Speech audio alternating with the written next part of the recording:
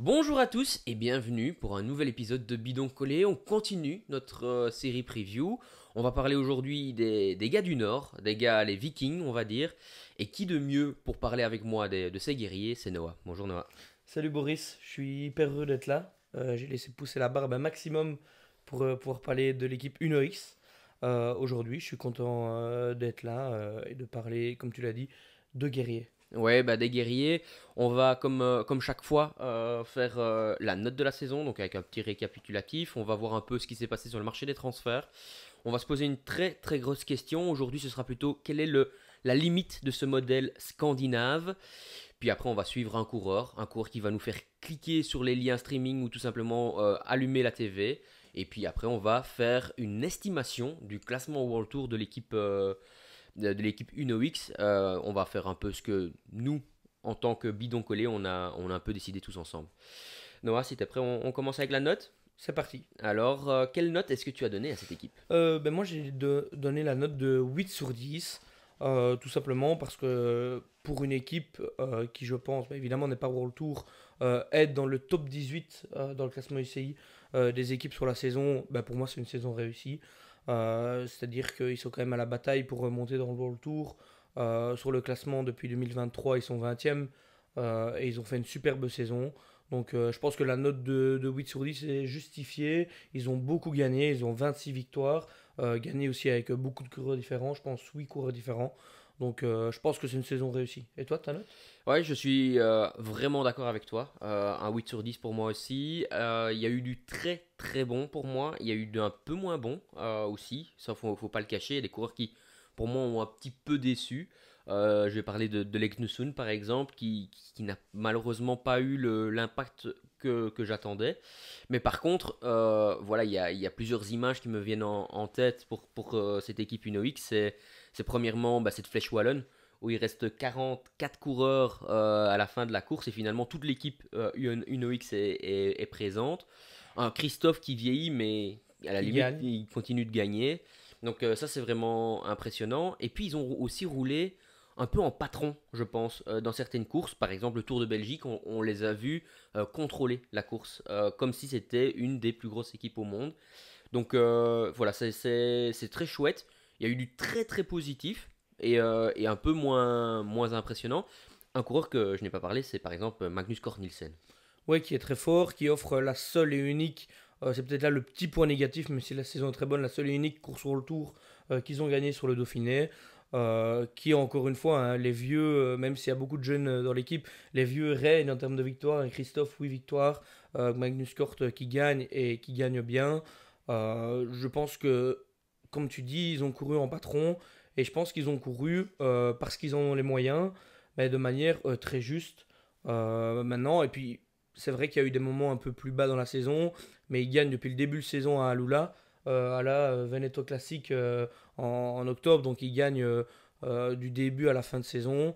Et puis il y a des courses sur lesquelles on les voyait tout le temps. Et moi je trouvais que c'est vrai, en fait tu as vraiment hyper bien résumé. Ils ont couru dans pas mal de courses comme une équipe World Tour et ils ont réussi. Je pense qu'il y a certaines World Tour qui courent comme des World Tour mais qui se plantent un Oui, petit tout à peu fait. Ouais. et qui niveau tactique c'est pas trop ça. Et je pense qu'on peut quand même pas enlever à l'équipe que ça marche bien. Et je pense que ce qui est important pour leur saison 2024, je pense que c'est la dynamique.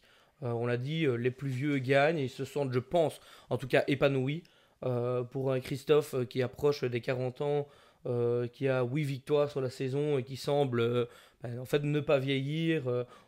C'est pas un peu à l'instar de, je sais pas moi, un Peter Sagan chez Total Energy qui va un peu finir sa carrière. Non, il rentre à la maison, mais toujours soif de victoire. Et je pense que la dynamique de l'équipe était vraiment bien dans cette année Ouais, 2024. je suis tout à fait d'accord avec toi. Sur les grands événements, on les a vus également. Le Tour de France est le point majeur de presque toutes les équipes. Et ici, on a vu un Abraham Sen qui, à un moment donné, avait le maillot vert, le maillot à poids, et il était dans les échappées presque tous les jours pendant un moment donné. Mais ce coureur Abrahamsen, tu es d'accord avec moi, on le connaissait, on le savait fort, mais peut-être pas à ce niveau-là. Bah, on le connaissait, oui, parce qu'on est suiveur du cyclisme, mais je vais quand même te dire que pour moi, sur le Tour de France, je l'ai découvert, entre guillemets.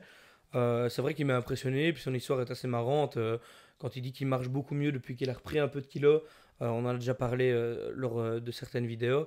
Mais il s'est battu et je pense que c'est hyper bien pour le public de s'identifier à des gars comme ça, d'avoir des gars comme ça qui se battent, qu'on voit tous les jours, qui ont des maillots distinctifs, qui ont des maillots historiques du Tour de France.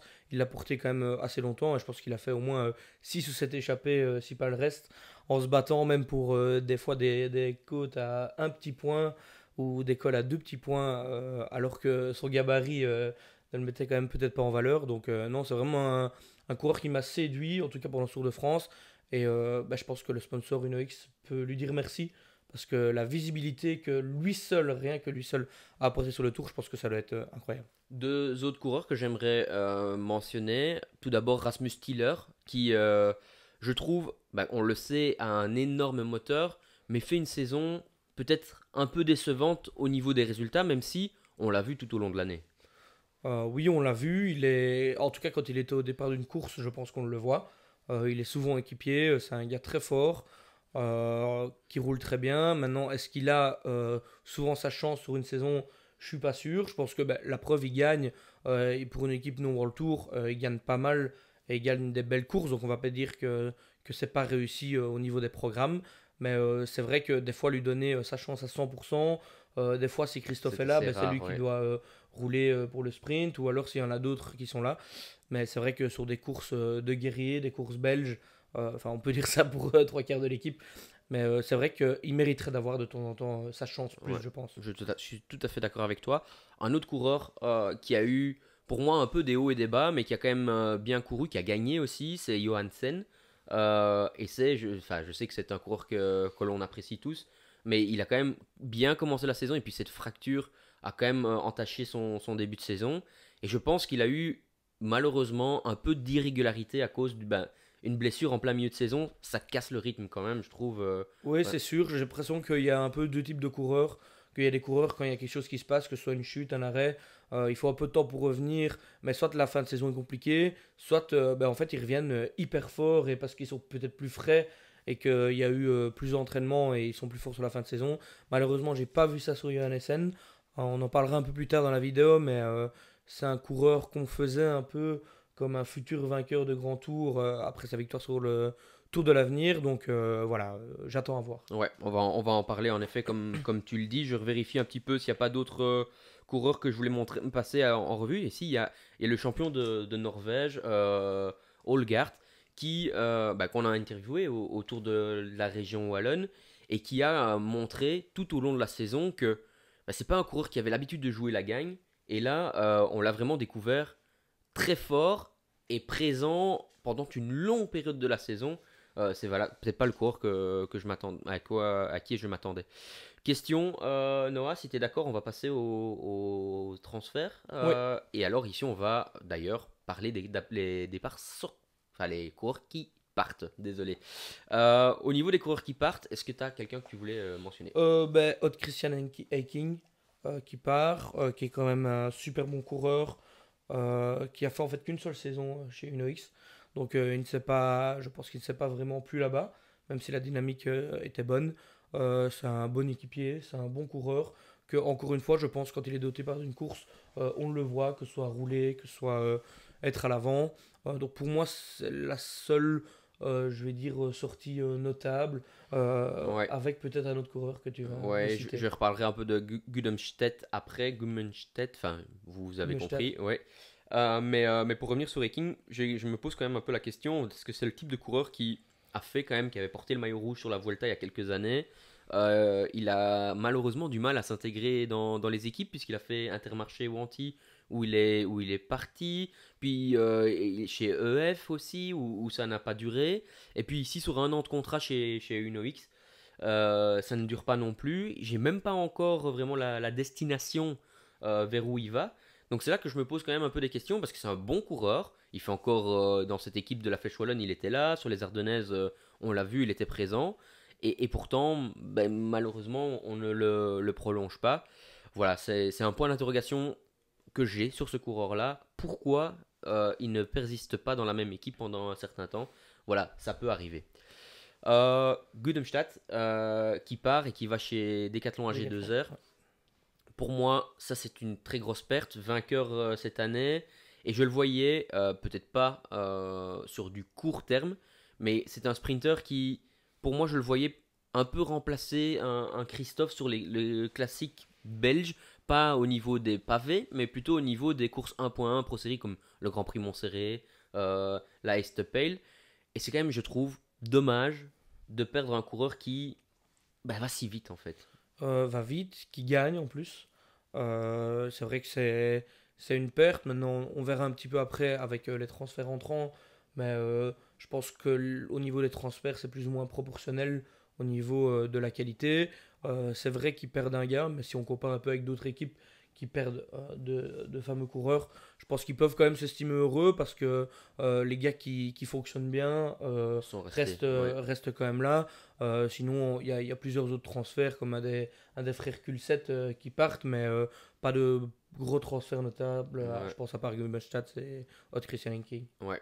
On passe aux arrivées. Et là, par Mhm. contre, au moment où on tourne la vidéo, il n'y a que 3 arrivées. Mhm. On va mentionner ces coureurs-là. Un effectif de 26 coureurs. Ouais. Euh, on va peut-être commencer par la référence. On va parler d'Andres Krohn. Andres Krohn, qu'est-ce que tu penses de cette arrivée? Pour moi, c'est très positif.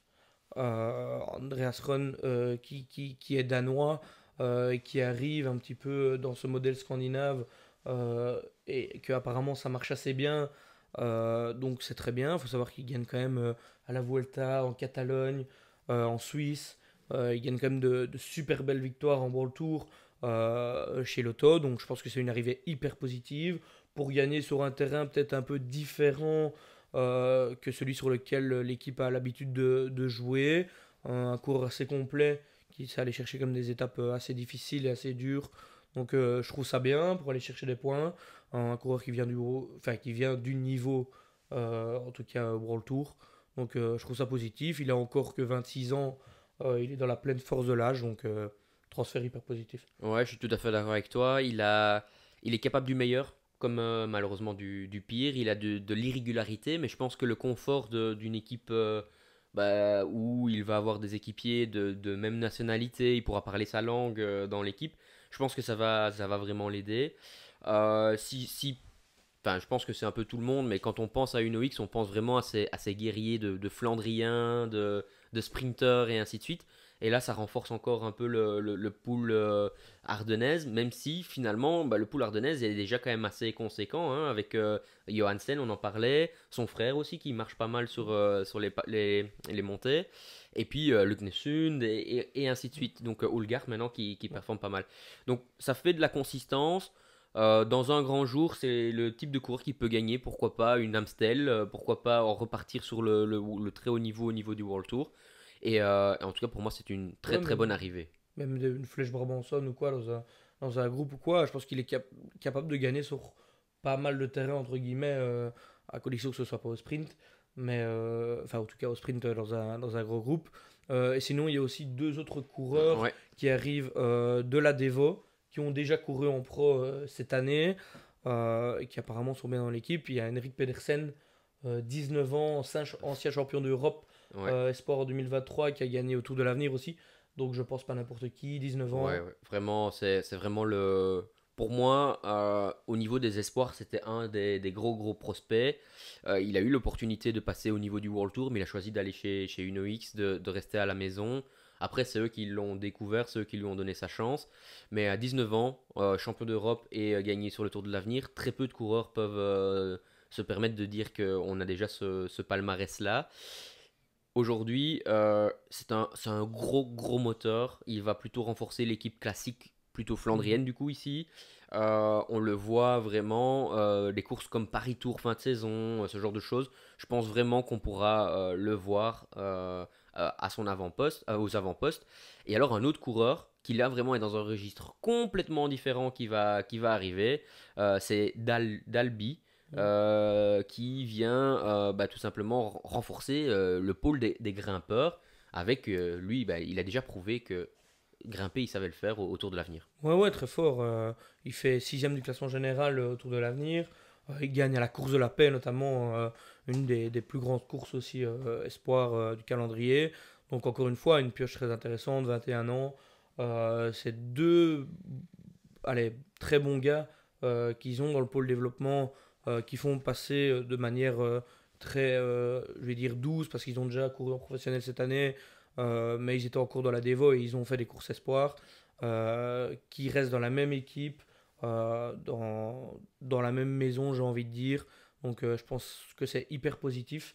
Et je me réjouis de voir surtout Henrik Pedersen, le plus jeune des deux, très grand talent comme tu l'as dit, voir ce qu'il peut faire, pourquoi pas dès cette saison ou la saison prochaine, parce que des courses, je pense qu'il a fait la Crow Race par exemple, il a quand même fait quelques courses pro déjà cette année, donc je me réjouis de voir. Ouais, et Dalby aussi, 9ème de la classique du Var au début de saison, donc ce qui est vraiment pas mal pour un espoir. On a vu les recrutements, le recrutement, et le recrutement est encore une fois scandinave. Noah, on va se poser cette fameuse question qu'on mentionnait au début de la vidéo. Est-ce qu'il y a vraiment une limite à ce projet scandinave? Est-ce que quelle est la limite selon toi? C'est peut-être ça la question. Quelle est la limite pour toi du modèle scandinave? Ben déjà, je trouve ça hyper intéressant parce que des équipes avec une appartenance, je vais dire, d'un pays ou une appartenance locale forte, il y en a beaucoup, de moins en moins parce que le cyclisme s'internationalise, mais il y en a beaucoup. On prend l'équipe Movistar qui a une forte appartenance hispanique par exemple, mais il y a quand même beaucoup d'autres coureurs qui viennent d'autres pays. Là, il n'y a même pas un seul coureur qui vient d'un autre pays, Que de soit danois Norvège, Danemark ouais.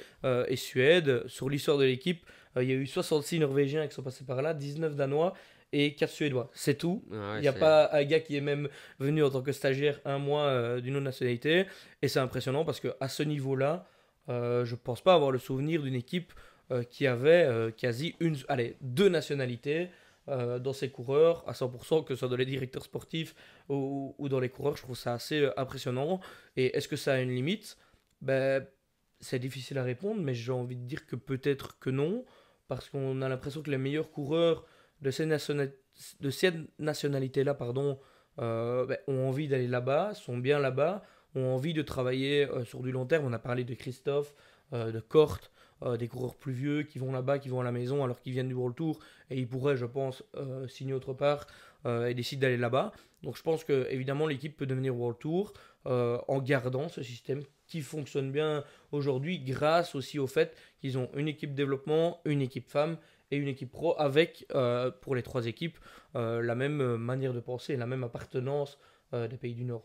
Ouais, par rapport à l'équipe d'Evo, ils ont parlé à un moment donné de éventuellement l'année prochaine arrêter. Je suis pas trop au courant de comment ça va se passer par la suite, mais je te rejoins. Alors, pour moi, il y a beaucoup de positifs dans ce système-là parce que ça tire une génération, ça amène beaucoup de coureurs qui ont envie d'appartenir à ça, fait rêver des jeunes coureurs et donc ils se mettent au vélo et plus il y a des gens qui se mettent au vélo, plus ils ont la chance de découvrir un énorme champion.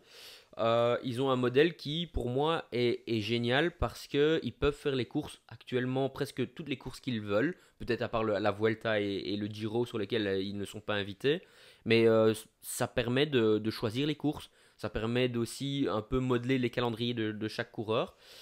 Pour moi, il y a juste une petite limite à ce modèle-là, c'est que les deux meilleurs coureurs, peut-être scandinaves, c'est-à-dire Pedersen et Skelmose, pour moi, hein, selon moi, ne sont pas aujourd'hui dans l'équipe.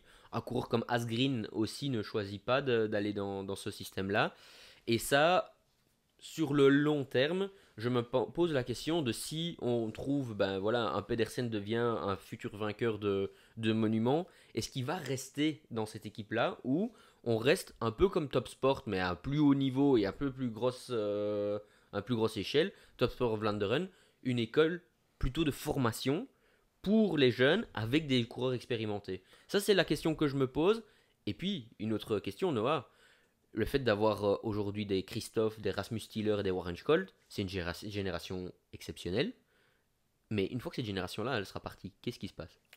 Ben, c'est vrai que c'est une belle génération qui rapporte des points, qui gagne toujours, on l'a dit plusieurs fois. Il faut savoir renouveler cela. Je pense que la force de l'équipe et des pays scandinaves en général, c'est qu'ils ont quand même beaucoup de profils différents. Il y a pas, même si au départ c'est peut-être un peu l'appartenance de l'équipe des gros guerriers flandriens, ben, ils ont quand même beaucoup de grimpeurs, de gars qui grimpent bien, des coureurs complets, des sprinteurs. Donc ça, je pense que c'est déjà un point positif. Euh, la partie, ils ont quand même, allez, je veux dire, les pays scandinaves, c'est quand même une belle partie de l'Europe. Et ça a l'air, en tout cas, pour le moment, de bien fonctionner. Je pense que ça va beaucoup dépendre, pour répondre à ta question, de si l'équipe devient World Tour ou pas dans les années qui viennent. Où là, une équipe ben, peut prendre une autre dimension. On l'a déjà vu avec certaines équipes. Euh, c'est vrai que l'équipe reste un peu au départ, je vais dire, une équipe de passage. Maintenant, en ayant fait le recrutement qu'ils ont fait depuis 3 4 ans et courir de la manière dont ils font, je pense que ce soit les coureurs ou l'équipe, je pense que l'équipe a envie de monter, de continuer à gagner et d'augmenter et que ça devienne une équipe. Donc, moi, je pense qu'il y a moyen que si l'équipe devient un jour World Tour, Ça continue sur le long terme. ça continue sur le long terme. Est-ce que, parce que ici, on en discutera un petit peu dans le classement par la suite et comment on voit enfin la saison prochaine de l'équipe UnoX, mais pour moi, ça va être un favori pour un des deux favoris, trois favoris pour les wildcards de la saison. Mais au final, est-ce que la situation de wildcard n'est peut-être pas la meilleure situation possible pour cette équipe-là, puisque bah, est-ce qu'ils ont, avec 26 coureurs, 27, peut-être 30 l'année prochaine, un effectif assez fort, assez varié, que pour pouvoir faire les trois grands tours, que pour pouvoir être en plus de ça, faire un programme alternatif. Ça, malheureusement, j'ai pas la réponse. C'est vrai que quand tu dis qu'avoir des wildcards, ça peut être une bonne solution. C'est vrai qu'on a déjà vu certaines équipes qui pouvaient faire les trois grands tours comme l'auto, qui choisissaient de ne pas le faire. Certes, c'est un coût, c'est un budget, mais c'est quand même un choix difficile à prendre parce qu'au niveau retombées pour les sponsors, c'est quand même, je pense, immense. Que ce soit même pas un Tour de France, mais même un Giro et une Vuelta. Je pense que les retombées économiques et la visibilité est quoi qu'il arrive importante. Donc je pense que c'est vrai que ça peut être une bonne solution pour une équipe qui n'a pas le plus gros budget, euh, pour une équipe qui certes devrait, si dans ce cas-là ça arrive, avec leur effectif, ben, jouer sur les programmes et sacrifier entre guillemets certains coureurs qui gagnent beaucoup pour avoir des coureurs qualitatifs et les mettre malheureusement à un programme peut-être plus petit ou choisi d'une manière différente. C'est compliqué. Maintenant, je les vois très bien en chasseur d'étapes au plus haut niveau. Maintenant, c'est vrai que si c'est pour aller faire les trois grands tours et user les coureurs et qu'ils fassent rien à côté, euh, et pour aller faire 8e, 7e, 9e, parce que c'est bien d'aller sur les grands tours, mais pour y figurer, ben, ils ont très bien figuré sur le tour, on l'a dit. Mais s'il faut y aller pour gagner, parce que c'est l'équipe du World Tour, ce sera le cas, c'est encore un peu différent. Ouais.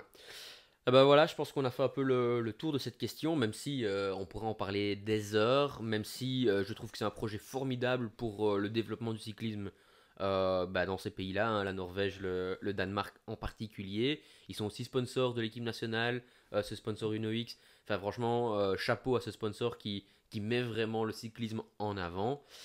Et maintenant, on va un peu regarder ensemble quel coureur on va suivre cette saison. Et Noah, bah, voilà, je te lance directement sur quel coureur vas-tu suivre cette saison. Moi, on en a un peu parlé. Moi, j'ai choisi de suivre Tobias Allan Johannessen, qui est, ben, je l'ai dit tout à l'heure, qui est un coureur dont on faisait de lui le futur, à l'époque, le futur Bernal ou le futur vainqueur du Tour de France, vainqueur du Tour de l'année en 2021, qui selon moi, alors certes il est fort, certes il a une blessure, comme on en a parlé cette saison, mais depuis un an ou deux stagne un petit peu. Alors évidemment que j'ai pas envie de paraître pour le gars qui va dire je veux qu'il gagne le Tour de France cette année, c'est pas normal, non, pas du tout. Mais ça fait quand même déjà 3 ans, ça va être sa quatrième année qu'il va faire en pro. Et pour moi, bah, il a un peu du mal, j'ai l'impression, à concrétiser. On l'a vu en début de saison très fort, battre par Lenny Martinez sur une course en France dont j'ai oublié le nom. Mais bon, voilà, cette année, malgré la blessure, il fait quand même sixième de la flèche. Il est quand même là, il fait pas mal d'échappées aussi en fait sur le Tour de France. J'étais étonné en regardant les stats, mais je pense qu'il a au moins 5 ou 6 échappées sur le Tour. Maintenant, voilà, je trouve que c'est un peu pour un gars dont, c'est vrai, on fait souvent l'erreur de prédire trop vite, que ce soit avec n'importe quel coureur, mais je pense que c'est vraiment un gars pétri de talent et un grimpeur hors pair. Et je pense que, peut-être pas pour gagner un Tour de France, mais en tout cas pour gagner des étapes de montagne au plus haut niveau en World Tour, Je pense qu'il en est capable et qu'il est pétri de ce talent-là. Donc, Moi, je te rejoins tout à fait. C'est un coureur pour moi qui est exceptionnel. Et l'année prochaine, ce que j'attends de lui, c'est pas forcément d'aller sur un grand tour et faire un gros résultat, mais c'est plutôt sur les courses d'une semaine, comme le Tour de Catalogne, Tour de Romandie, Tour de Suisse, peu importe où ils iront. C'est d'être tout simplement dans la bataille pour un top 5, un top 10. Je pense que c'est un coureur qui peut le faire. Il est très très fort.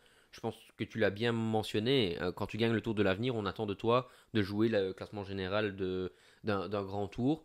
Après, c'est un coureur qui a des hauts, des bas. Sur les courses 1 point et Pro Series, il a bien performé, mais au niveau World Tour, bah, un peu des coups d'éclat comme la Flèche Wallonne, mais après, je trouve que c'est quand même un peu limite. Enfin voilà, je pense que tu as fait un très très bon choix en choisissant ce coureur-là. Et moi aussi, il m'attire énormément, ça c'est sûr. ouais, c'est sûr. Et puis même des fois, quand tu regardes ses résultats, c'est même des fois un peu surprenant. En fin de saison, il fait deuxième de la classique du mur de Grammont. Donc il y a des fois des résultats un peu surprenants, même si Ah, évidemment le mur de Grammont, ouais. c'est dur. Mais ça prouve quand même que c'est un coureur, quand les courses sont dures et que ça monte, qui est complet sur pas mal de terrain. Et que dans une année, on l'espère, sans chute et sans pépin, il va, entre guillemets, enfin, même si il est fort et il l'a déjà montré, mais enfin confirmer tout le bien qu'on pense de lui et c'est tout ce qu'on lui souhaite. Et maintenant, je propose de passer à ton coureur. Ben oui, j'ai longtemps hésité entre deux coureurs, donc Rasmus Stiller ou Warren Scold, et un peu à contre-pied, puisqu'on avait préparé Rasmus Stiller, ben, je vais prendre Warren Scold malgré tout, parce que c'est un coureur qui m'a bien plu cette année, qui me plaît bien depuis quelques années, ancien champion du monde, hein, du contre-la-montre chez les Espoirs. Euh, Aujourd'hui, sur une course à étapes où c'est pas trop trop dur, je veux dire où il n'y a pas de montagne, bah Warren Scold est un des favoris à chaque fois qu'il y a un contre-la-montre de moins d'une quinzaine, d'une vingtaine de kilomètres. Sur ces distances-là, il est dans les tout meilleurs du monde. Une fois que ça devient un peu plus long, ça devient un peu plus compliqué. Une fois que ça devient un peu plus dur, ça devient un peu plus compliqué. Mais ces courses comme le Poitou-Charentes où il a gagné cette année, bah, c'est bien parce qu'il arrive à bien dominer le chrono. Il prend quand même des bonifications puisqu'il va quand même très très vite. Il a eu aussi un rôle hyper important de poisson pilote pour Christophe, pour Gudemstadt et d'autres coureurs. Donc voilà, moi ceux où j'ai été un peu déçu, c'est sur les courses comme le Samin où j'attendais, il était encore dans le groupe et je m'attendais à ce qu'il aille faire le sprint, mais finalement il était trop juste, ils ont joué la carte de Rasmus Stiller. Voilà, je pense que ce duo-là, Rasmus Stiller, Warren Scold, doit être plus présent dans la finale des courses flandriennes. Et alors, bah, il faut savoir qu'il a quand même une carcasse, il est grand, il est lourd, c'est pas évident, mais sur des courses par exemple comme Paris-Roubaix, j'aimerais vraiment le voir l'année prochaine, au moins acteur. Je dis pas qu'il va aller gagner, que je veux pas qu'il fasse un top 10, c'est même pas ça, c'est vraiment être. Bah, quand on regarde, nous on regarde la course souvent depuis le départ, mais quand on regarde les 100 derniers kilomètres, je veux voir Warren Scold à l'avant. Et voilà, après qu'il continue peut-être ses chronos, hein, s'il continue à dominer les chronos de 15-20 km, je pense qu'il pourra avoir la grande carrière qu'on lui prédit depuis toujours. Ouais, bah t'as tout résumé hyper bien. Coureur qui, à chaque fois que je le vois, impressionne par sa puissance. Enfin, je le vois à la TV ou la manière dont il pédale avec souvent du gros braquet, euh, comme beaucoup de gars de type flandrien. Mais ouais, je pense que un Tour des Flandres, c'est un peu trop dur pour lui, je crois. Mais par contre, comme tu l'as dit, un Paris-Roubaix ou même d'autres classiques Ouais, flandriennes à du début de travers la saison, Flandre, euh, Newsblad, Kurn. même pourquoi pas un Ganvel Game qui des fois arrive en groupe, il est quand même assez rapide. Donc non, super coureur et hyper puissant. Ouais. Hyper puissant. On fait notre classement pour la saison prochaine. Ouais. Donc, au niveau de l'équipe bidon collé, on a décidé ensemble en votant un peu que l'équipe UnoX allait, selon nous, faire 20e du classement UCI. Toi, dans les votes, si je me souviens bien, les avais mis à la 18e place. Moi à la 20e, donc un peu comme le reste de l'équipe.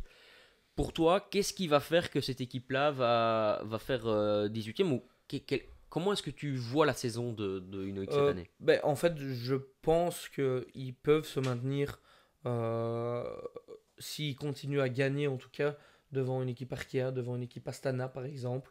même si le recrutement de certaines équipes est très bon, très positif. On sait qu'Astana a beaucoup plus de budget et que ça va sûrement changer.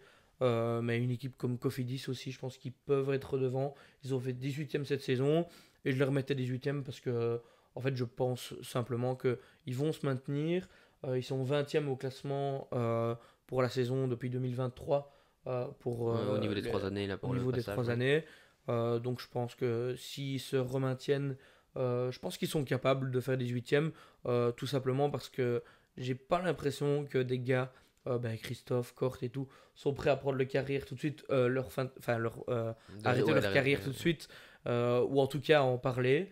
En tout cas, j'ai pas l'impression, même si ça ne serait tardé quand même. Donc je pense que c'est ça qui peut entre guillemets les sauver, les aider, et puis continuer à être présent, à faire des places sur des courses sur le tour comme ils l'ont fait, et j'espère les voir gagner pas spécialement plus de victoires, mais les voir gagner peut-être un peu plus de victoires World Tour. 3-4 victoires World Tour pour une équipe comme ça, ce serait génial. la Ils ont première fait sur le tour, hein, ce serait Ouais, vraiment impressionnant. ça ce serait vraiment fou, mais même sur d'autres courses, moi c'est ce que j'aimerais vraiment bien voir. Ouais, bah, je te rejoins. Je pense que c'est une équipe qui a beaucoup de talent. Je pense que l'année prochaine, ça va être l'année de Johansen. Tu en parlais tout à l'heure. Et c'est vraiment un coureur qui, voilà, il a fait 4 ans. Il a eu sa malchance derrière lui. Et je pense que ça va être l'année de référence. Je pense que Rasmus Stiller, Warren Scholl et pourquoi pas Pedersen qui vient d'arriver bah, vont être un peu plus présents au début de saison. Puisqu'ils ont commencé, il faut savoir que cette année, ils ont vraiment mis en route au niveau du mois d'avril-mai. Et c'est vraiment cette flèche qui leur a mis un bout de morale en plus. Et j'aimerais les voir un peu plus présents au début. Alors, sur les courses comme le Samin, qui sont peut-être pas au niveau World Tour, mais qui sont quand même prestigieuses, j'aimerais bien les voir gagner. Au Het Newsblad, j'aimerais bien voir un Uno X au niveau du top 10, du top 5, pourquoi pas. Et puis, ben voilà, que j'apprécie vraiment de cette équipe-là, c'est que on les voit. Quand ils sont là, on les voit. Et on se dit, ils ont réussi à créer une identité. Et ça, j'adore pour une équipe cycliste, parce que très peu d'équipes ont vraiment une réelle identité, je trouve. Ouais, je pense que aussi ils se font respecter dans le peloton comme une équipe pour le tour. On en a parlé qui couraient souvent comme une équipe pour le tour, qui géraient ça bien, mais je pense qu'ils sont respectés et je pense qu'ils sont crédibles. Alors je dis pas qu'il y a des équipes pas crédibles, mais il y a des équipes au niveau tactique, professionnalisme, etc., qui même au World Tour, des fois sont un petit peu, laissent un peu à désirer, en tout cas sur ces points-là. Je pense que c'est une équipe, ils sont du Nord, ils sont clairs, ils sont clean, et, euh, et c'est génial. Ouais. Eh ben merci Noah. Nous on va continuer notre marathon des previews. Vous, dans les commentaires, n'hésitez pas à nous dire ce que vous avez trouvé de la saison Uno X, quel est le coureur que vous allez suivre cette année, et puis pourquoi pas savoir où vous les mettez dans le classement UCI à la fin de la saison. Nous on se retrouve très très vite pour une nouvelle preview et à bientôt. À bientôt, abonnez-vous.